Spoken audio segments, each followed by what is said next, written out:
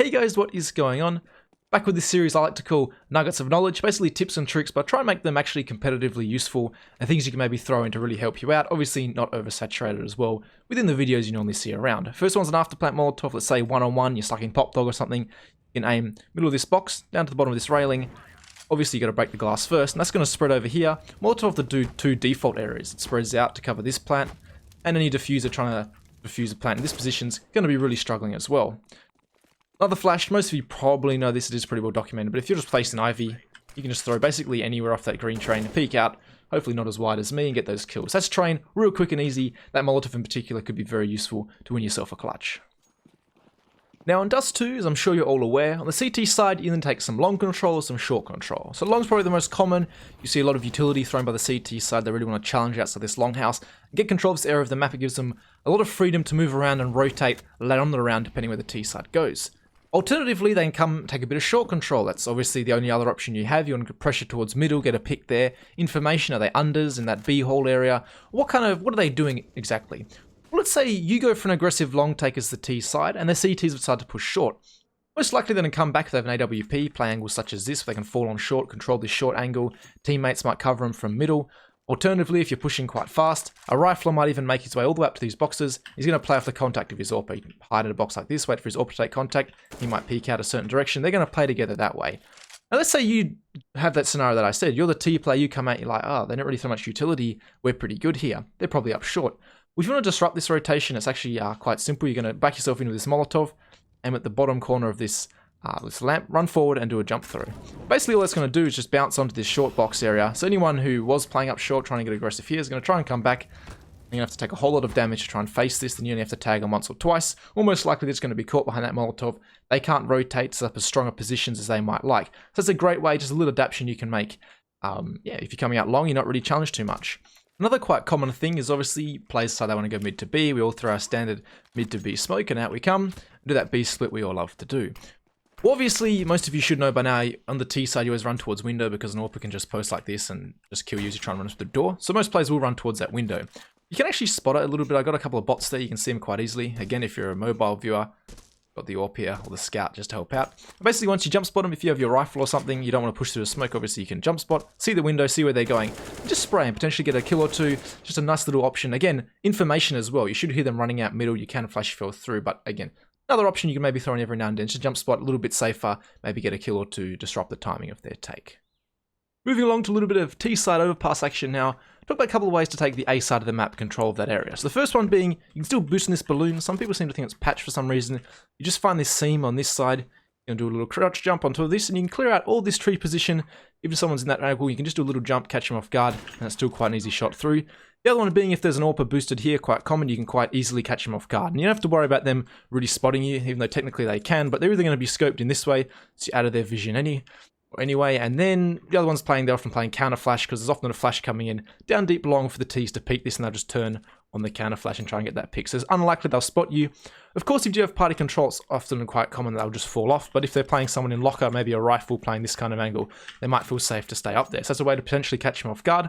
Another bit of A control, which you'll see if you watch Astralis demos or anything like that, a lot of teams do this, is just smoking off those choke points where an AWP can be quite useful. The first one's going to be in this position, on this little patch of the tree that sticks over the wall. Just aim at the right hand side, do a jump through, and that's going to smoke off this entrance here. Again, potential AWP angle. Also, if you smoke this off, they might feel a little bit more comfortable sticking around there. I'm not really sure. Normally teams will fall off, but you can maybe catch someone off guard. And the other one, which you often get your B player to do, or just your lurker who hangs out here, holds the monster area, it's going to be a lineup just like so. I'll let you work it out. I use my view model for this one, and that's just a simple jump throw as well. I might have stuffed that up. I did a little bit, but it didn't affect the trajectory. You can see normally it just flies over and hits this and lands in the same spot anyway, but still work, bounce on top of the hedge. So that's how that one works. And they're just a few ideas to take a bit of A control and overpasses the T side. For cash, I got a couple of retake or CT side Molotovs. First one being a good one to stop the plant on the A side. You're just going to line yourself up with the middle of this truck here, or basically where it turns into the edge of the ute, is what we call it in Australia.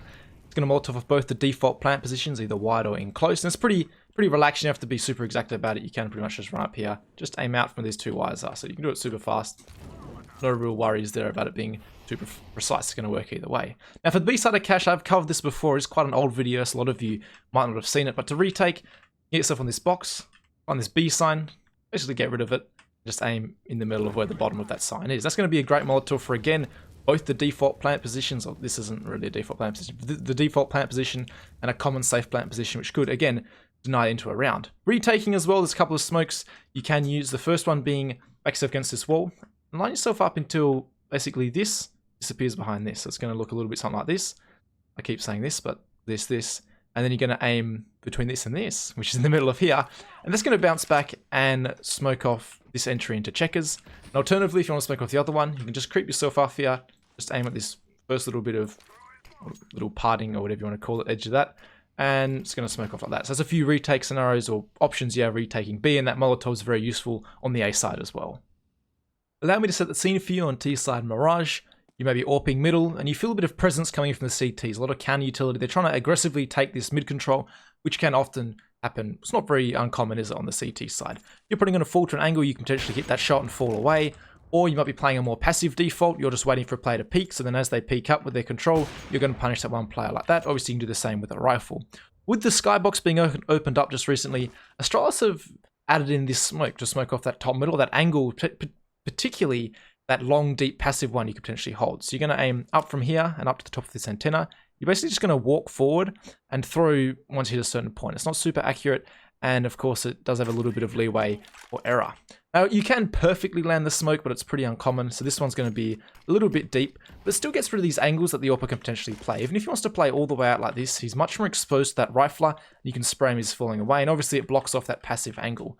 You can ideally get one that lands perfectly in the middle. I managed to do it once when practicing for this, but even in watching the Astralis demos, they miss a few. So it's mainly just to block off that line of sight, so you can more confidently not have to worry about that AWPer when taking mid control and set up accordingly. Obviously, the T side now have to try and take that back for you. Another thing is a little bit more gimmicky, but sometimes on the CT side, you're going to have to play a retake sit up on A, and the T side might decide they want to push CT. Often they do. If they get 5 players alive, they need a little bit more map control, either push jungle or CT. If you feel that jungle pressure, or sorry, CT pressure coming in, you actually boost in CT spawn and maybe catch them off guard. They come running in, you spray them down, fall off, and you can fight with your teammate like that. It's a little more gimmicky, something I've seen work every now and then. Just give it a go, why don't you?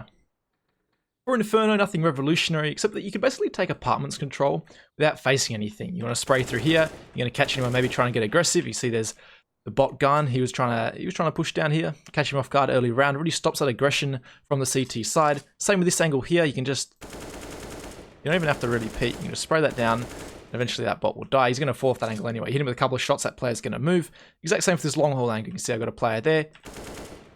I'm just bad at the game, but you can eventually spam this down, and that player's going to move straight away as well. So that's a great way you can just basically get into apartments, spam all those angles, and really deter these players from ever taking controls of CT side. They're going to play off, they're going to play towards pit, in towards diggity, or long side, depends what you want to do. But they're not going to take apps if you start spraying different angles like this. It's just going to basically scare them off.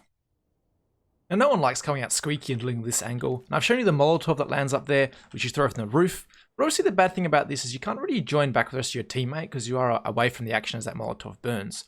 An alternative you have is obviously going to come out of spawn, shoot these 2 windows, and actually smoke off that angle. So you're going to line yourself up with this part of the truck. You're going to aim at the top of this side of the ladder. You're just going to do a simple jump through. And that's going to actually perfectly land on top of the hut, bounce off the wall here, and that player can no longer deal with you from this top position. So if you want to do a vent drop or something, you can even get one of your teammates just to dribble a smoke out here. A pretty poor one, but you get what I mean. You can just come down here, pull down your vent, and it's very hard for them to do anything about it. So that's an alternative you have. And obviously because you're throwing it from here early in the round, you're going to be able to throw it, run all the way through, and join up with the rest of your teammates as that smoke pops, and do your takeout squeaky. Another thing you can do from outside is, obviously actually you can do this all at once. The player did this with Sticko, so you line up your smoke. You want to be a supportive player with your flash. You're going to line yourself up, actually pretty general, but somewhere around here, find the middle of these bolts. And you're going to run forward to hit about here and do a jump throw. And that's going to actually do a nice little flash onto the A site. So you can run forward a little bit like that. I might have thrown a little bit early. I get away with it. You see it's going to hit this skylight, pop in here, blinding around rafters. And Sticko actually, for Mouse Sports, actually did all of them at once. They did some kind of A hit. I might review it in full in the future, but you can see that's a nice little alternative you can throw in. And the last thing for this video is, obviously we all know our outside wall, the alternative to get down secret. Something like this perhaps.